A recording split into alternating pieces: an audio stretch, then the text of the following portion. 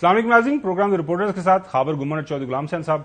नाज़रीन, गुज़िश्ता रात वैसे तो शाम को कुछ खबरें आना शुरू हो गई थी कि एक खास किस्म का ऑर्डिनेंस इशू किया जा रहा है।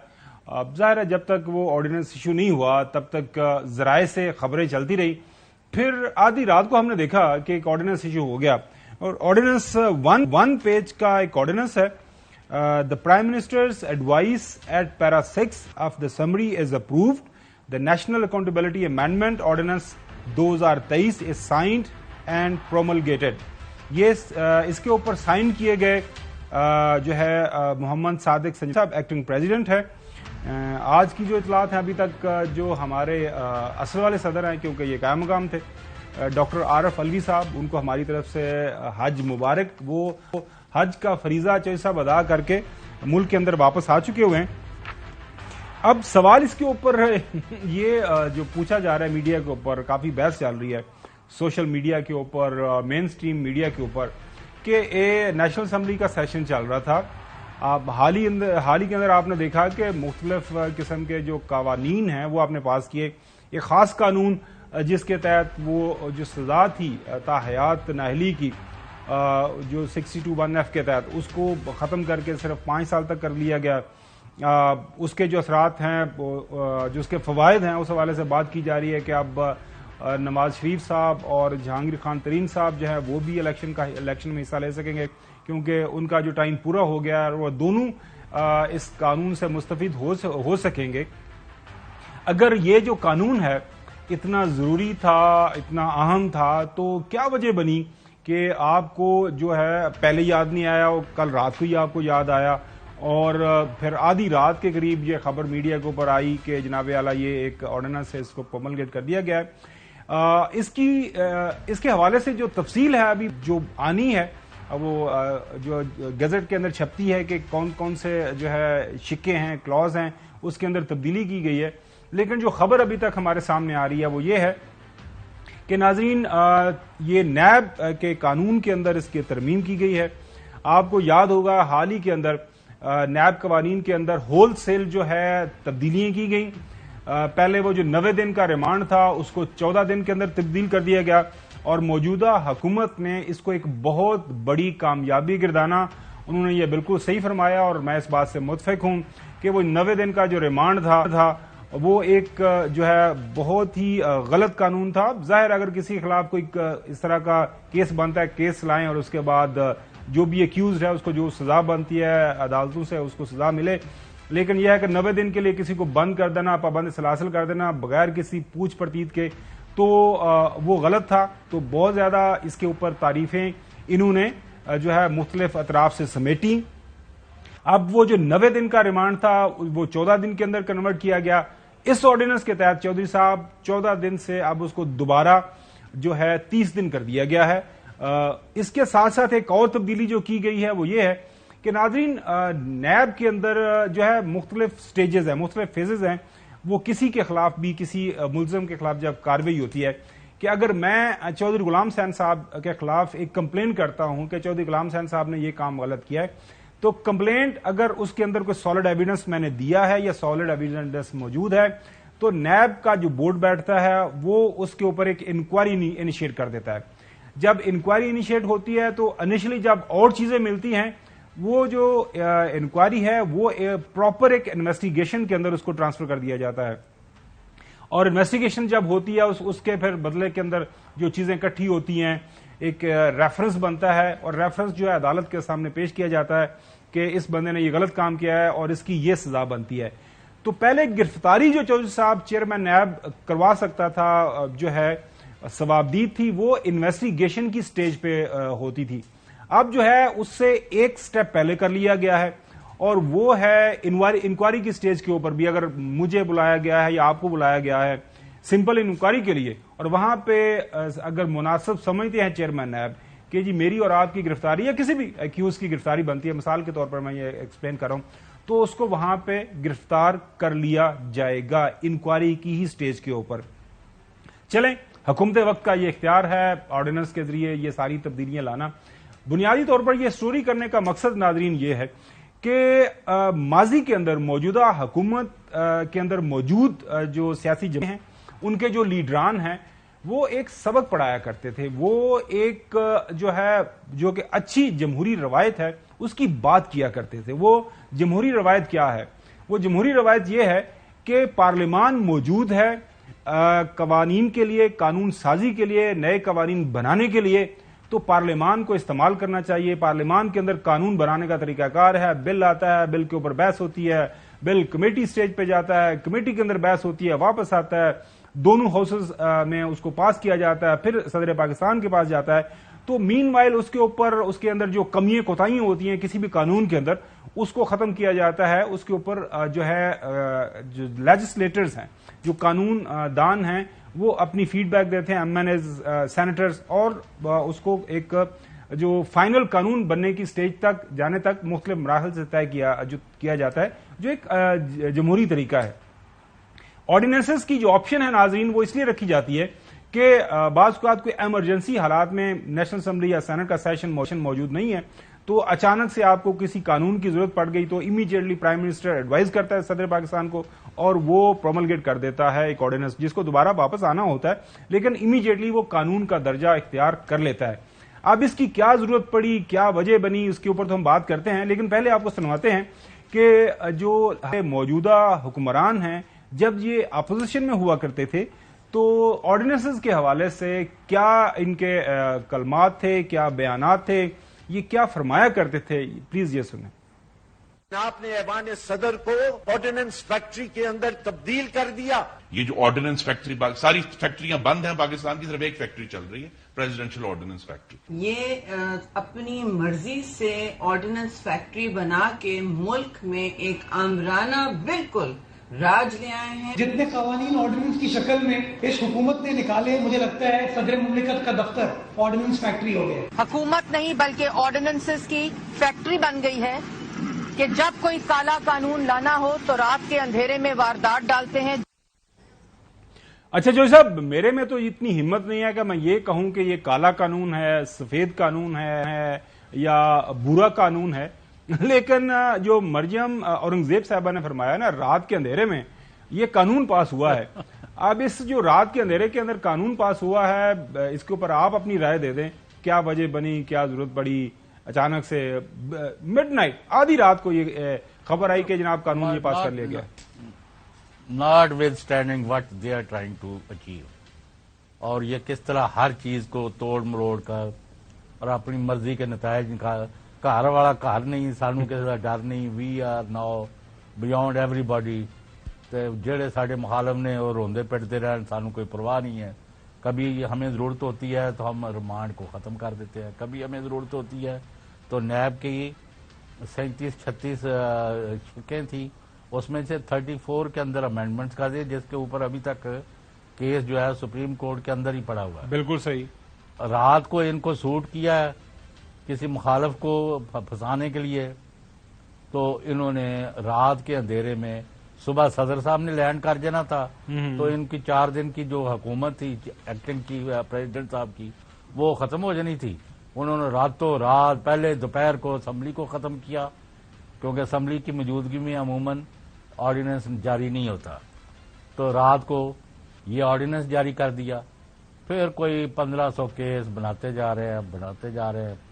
میں آپ کی وساطت سے یہ کروں گا، اگر کوئی ملک کا بھلا ہو، کوئی قوم کی بھلائی ہو، کوئی عوام کی فلاح ہو، کوئی ملک کو بہتری کی طرف لے کے جانے کی طرف ہو، تو اگر ہمیں بھی ان کو پھانسی لگانا پڑتا تو وی شوڈ ناٹ مائنڈ.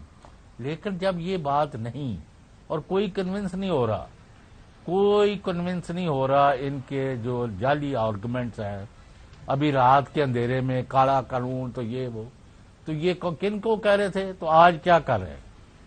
دوسرا یہ ہوتا ہے، میں پہلے بھی آپ کو کہہ رہا ہوں بلکہ آپ سے دوبارہ پوچھ رہا ہوں کہ مجھے اللہ کے واسطے یہ بتا دو، 9 اپریل 2022 سے لے کے آج 4 جولائی شام تک انہوں نے 1 2 3 4 5 6 یا صرف ایک کام فلاں بڑا زبردست کام کیا ہے. تو ہم جو ہے نا اپنی ساری کرٹیسزم، سارے اٹیک، ساری رونا دھونا بند کر کے کہیں گے نہیں جی، give them a chance. If you know anything which I have not seen, please point out. Chaudhary साहब, IMF की डील हो गई है, डॉलर आपने देखा नीचे आ रहा है, माशाल्लाह हमारी स्टॉक एक्सचेंज कितनी जबरदस्त अंदाज से आगे बढ़ रही है।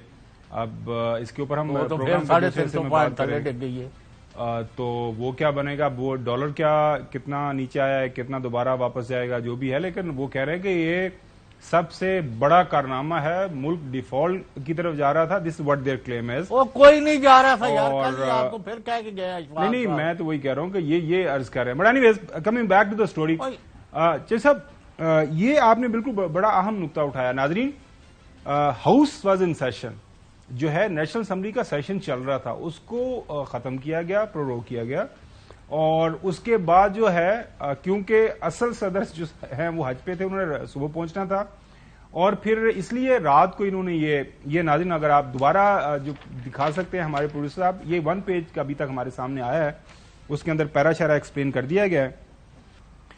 ये आप देख सकते हैं, prime minister's advice at para 6 of the summary is approved the national accountability amendment ordinance, ये है। अब जो अभी तक खबरें बाहर आई हैं, अभी तक बताया गया है मुख्तलिफ जराए से, जो मैंने 2 नुक्ते आपको एक्सप्लेन किए हैं कि इंक्वायरी की स्टेज के ऊपर गिरफ्तारी हो सकती है, चेयरमैन ऐप जो है वो ऑर्डर दे सकते हैं, और साथ में वो जो बुनियादी तौर पर आपका रिमांड था, पहले 90 दिन से 14 दिन किया था, जो कि बड़ा अच्छा इकदाम था, तमाम अतराफ से उसको सराहा गया था, खासतौर पर जो भी ह्यूमन राइट्स की ऑर्गेनाइजेशन, उन्होंने कहा ये बड़ा अच्छा इकदाम है। और उसके बाद जो है वो अब 14 दिन को 30 दिन कर लिया गया। अब ये कहाँ पे इस्तेमाल होगा, कैसे इस्तेमाल होगा, आने वाले दिनों के अंदर इसके ऊपर मजीद हम बात भी करते रहेंगे। सारा जो भी इसके असरात पड़ेंगे जिसके ऊपर अगर मैं आपसे ये कहूं, जी जो साहब, ये जो मर्जी इस्तेमाल कर, कुछ ना दुआ ने काम किया, they have lost, they have lost, they have lost, and I do not think they are going to win anyway. ये सिर्फ मैटर ऑफ डेज है, आपको भी और सबको पता चल जाएगा।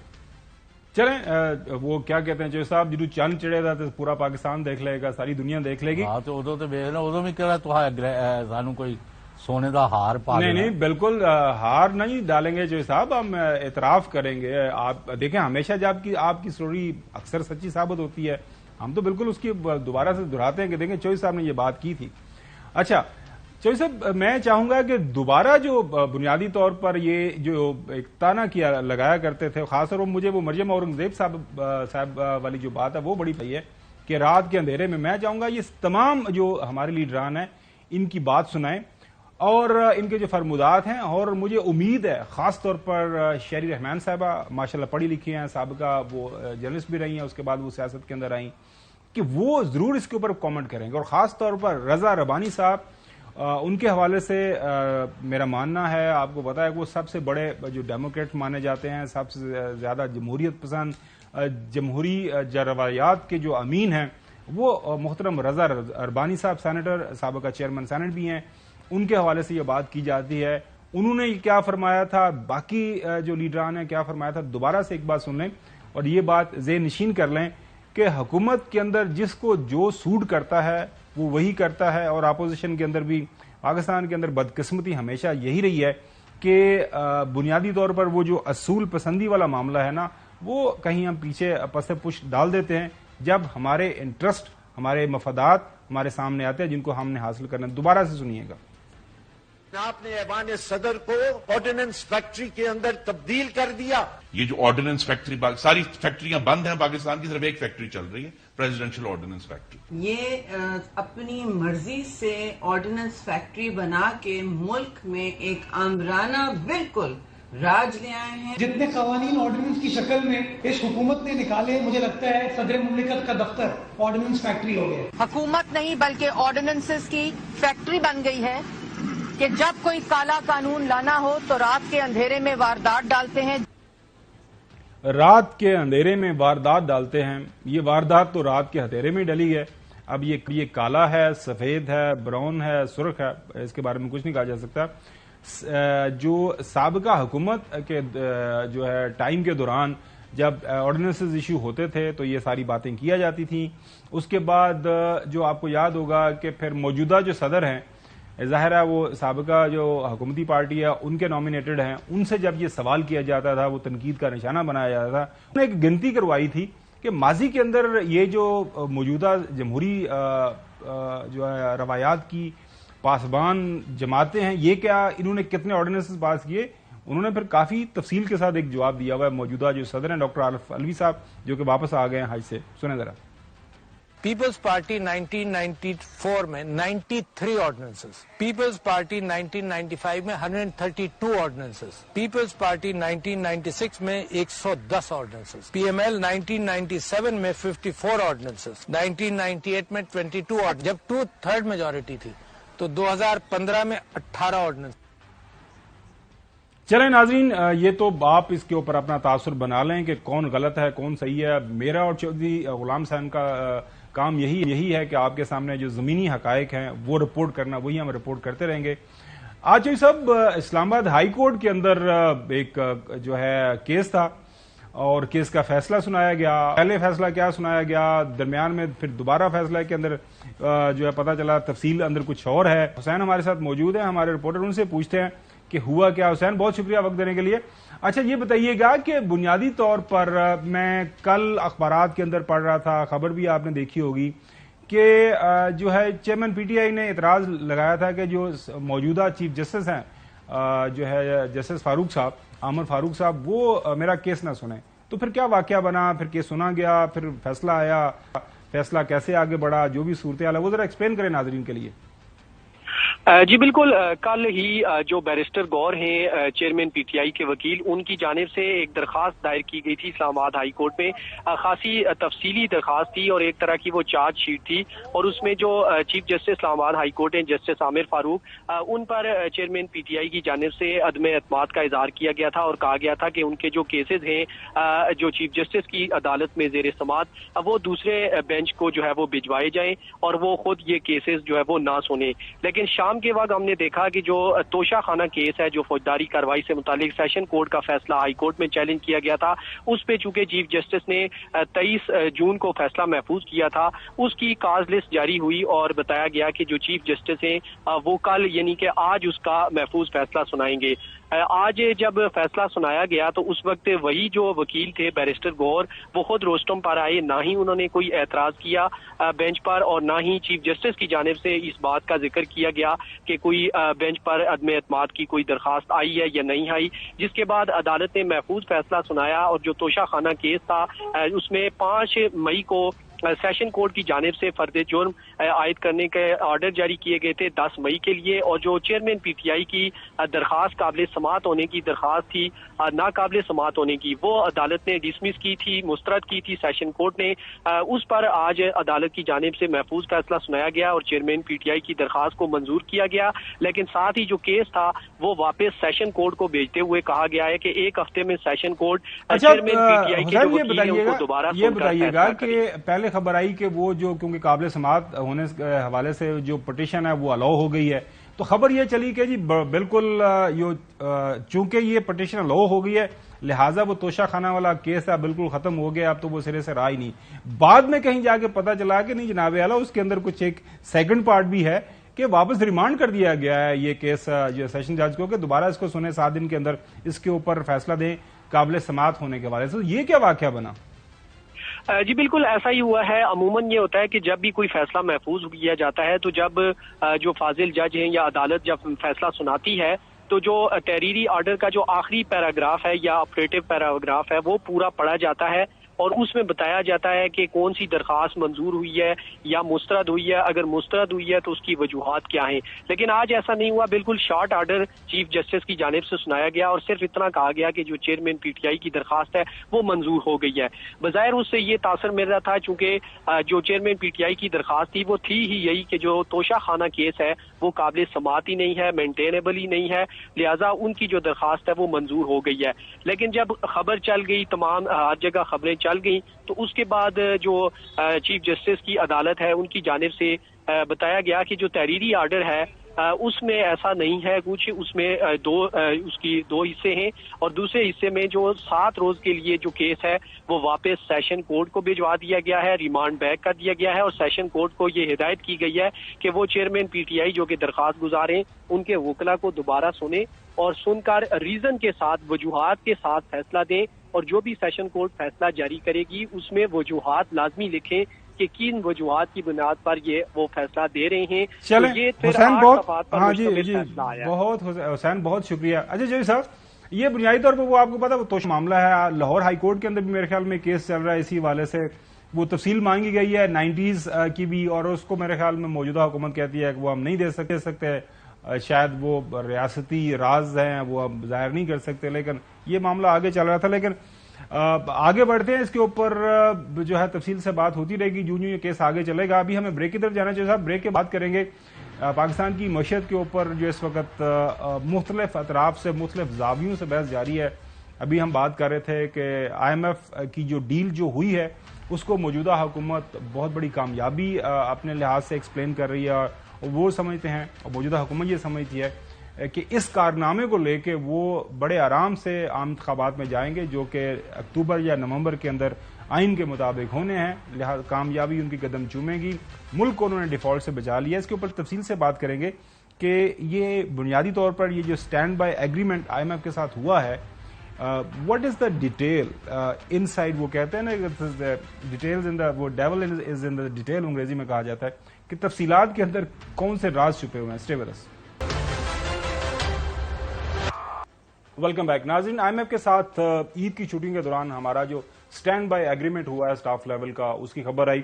بہت بڑی خوشخبری اس کو مانا جا رہا ہے. ظاہر ہے ڈیفالٹ کی باتیں ہو رہی تھیں, حکومت وقت یہ سمجھتی ہے, اور زیادہ تر جو ماہرین معیشت ہیں وہ بھی یہ کہہ رہے ہیں کہ یہ ایک اچھی شروعات ہے اور اسٹینڈ بائی ایگریمنٹ ہو گیا ہے. لیکن اس کے جو اسٹینڈ بائی ایگریمنٹ کے اندر جو چیزیں ہیں اس کے کیا اثرات ہوں گے, اس کے اوپر ظاہر اسیسمنٹ آنا شروع ہو گئی ہے.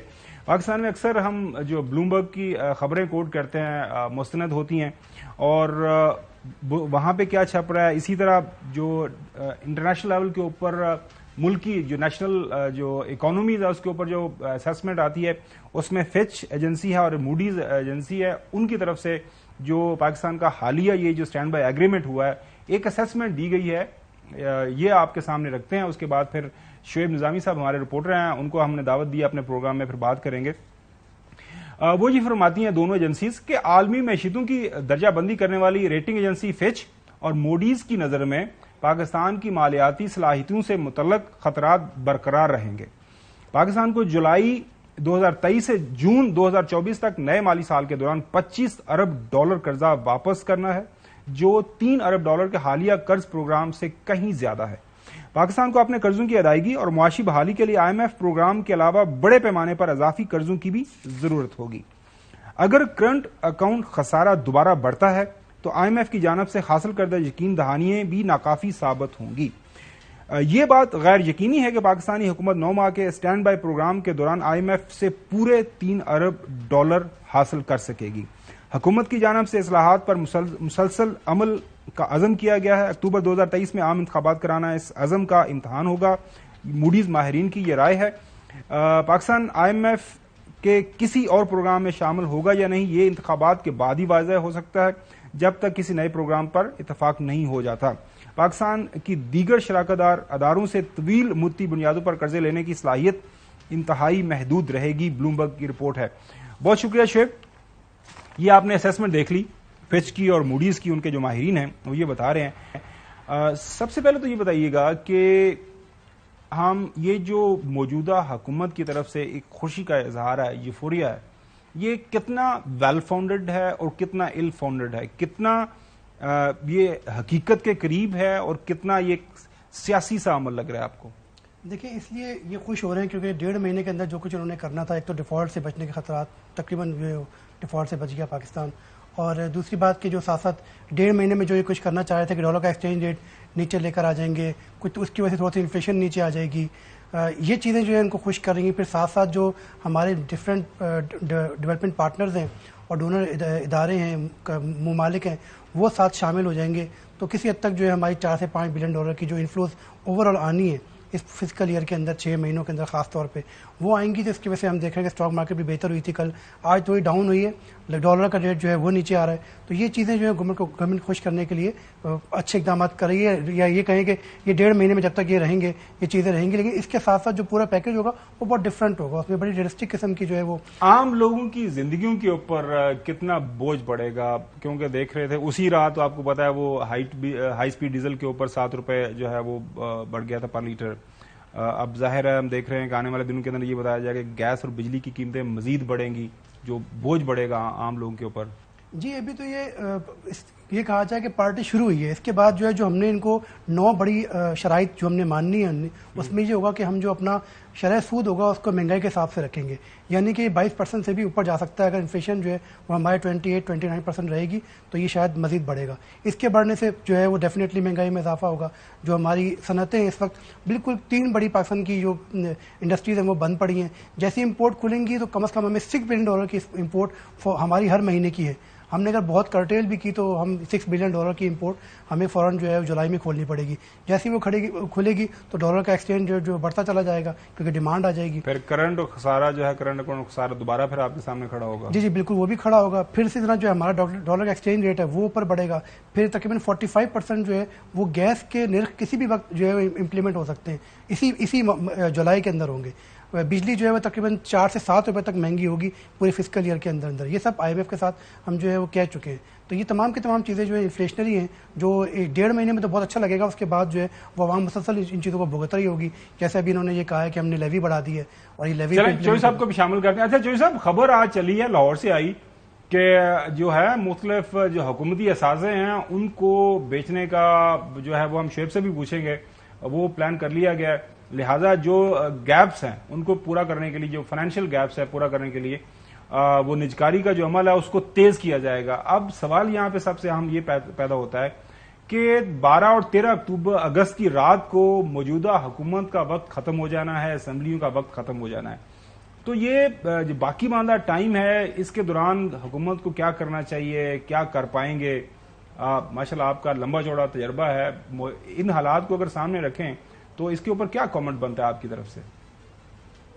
नहीं, 2 ही बनते हैं। एक तो अगर ये मान भी लिया जाए, शायद निजामी साहब इससे एग्री भी कर जाएं कि जी ये बहुत बड़ा सिर्फ शहबाज शरीफ और इसहाक डार और ये लोग ही कर सकते थे, दुआई रब की, कोई there was nobody on God's earth who could achieve this huge success for Pakistan. इनके ऊपर आप जितने भी ढोंगे बरसाना चाहते हो दाद दे वो बरसा दो, लेकिन एंड रिजल्ट ये है, क्या एक्सपोर्ट बढ़ी?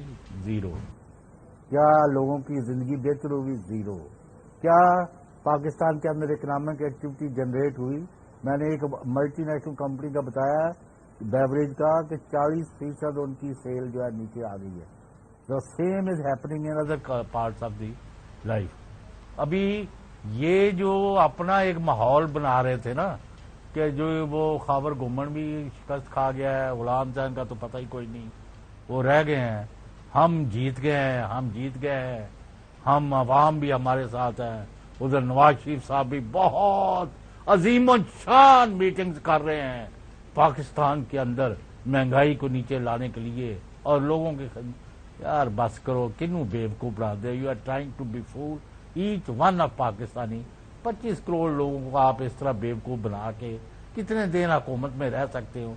ना कीमतें नीचे आनी है, ना लोगों को कोई रिलीफ मिलना है, ना इकॉनमी ऐसे जनरेट होनी है, और कोई मुल्क एक दास दे शुएब और निजामी साहब we are very fond of you कि जहां 22, 25, 30% इंटरेस्ट रेट है।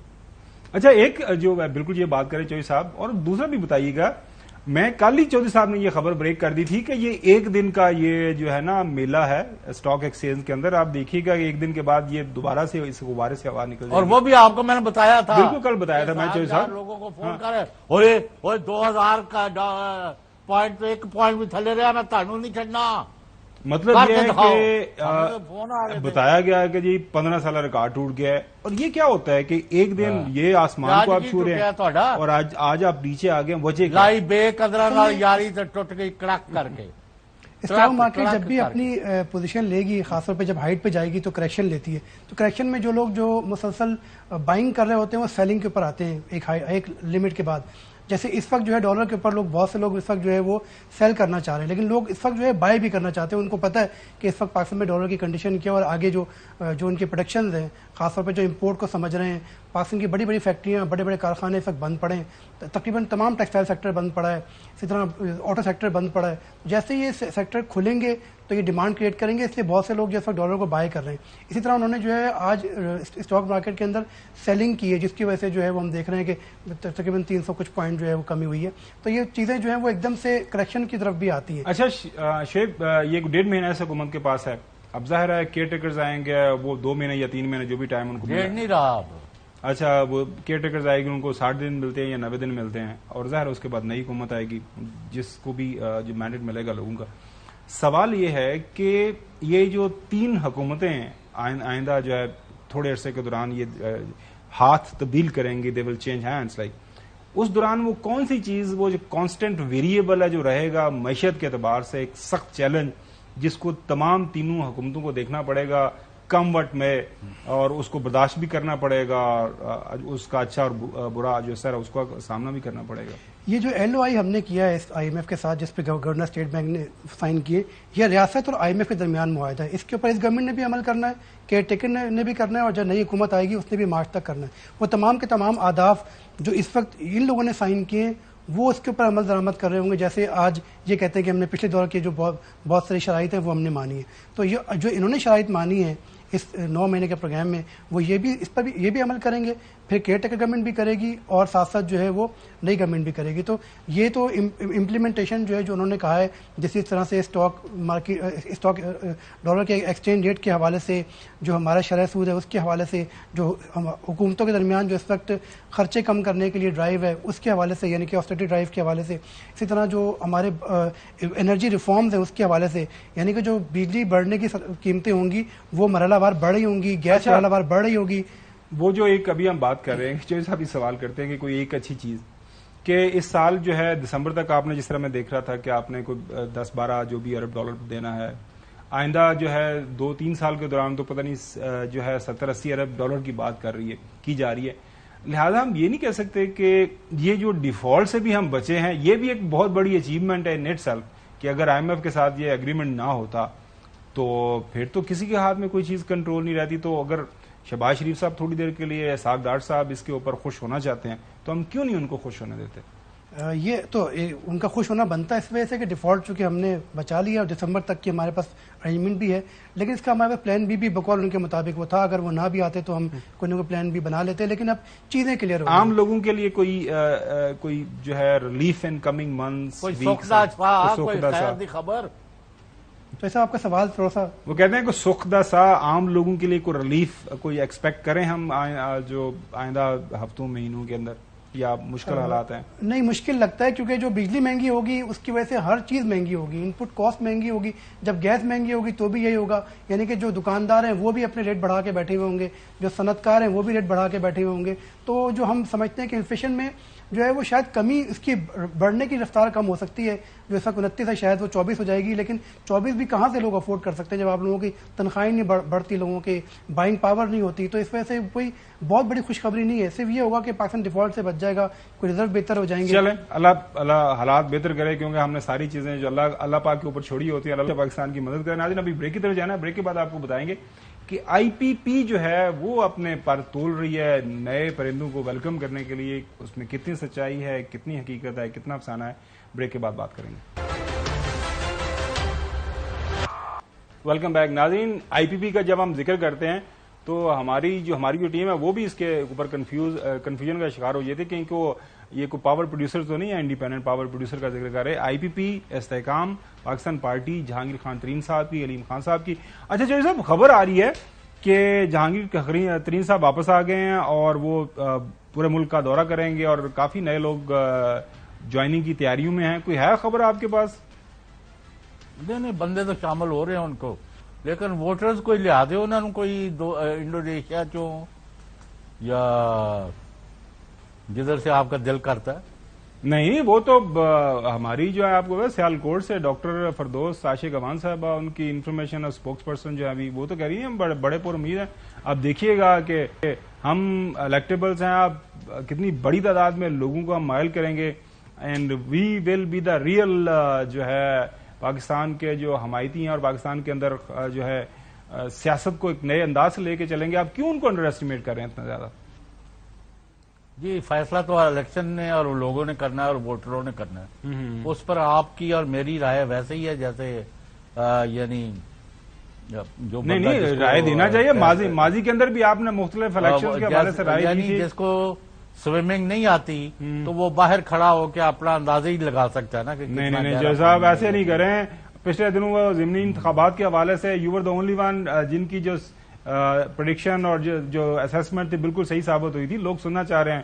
آپ نے جو بالکل صحیح بات کی کہ ابھی تک, اور ناظرین یہ جو نظر بھی آ رہا ہے آن گراؤنڈ وہ یہی ہے کہ جو ایک ایکسپیکٹڈ ویو تھی کہ حمایت کی وہ شاید آئی پی پی کی طرف اس طرح نہیں جا پا رہی جس طرح کی ان کو امید تھی. آج کے لیے اتنا ہی. کل آپ سے انشاءاللہ آپ دوبارہ ملاقات ہوگی. اللہ حافظ.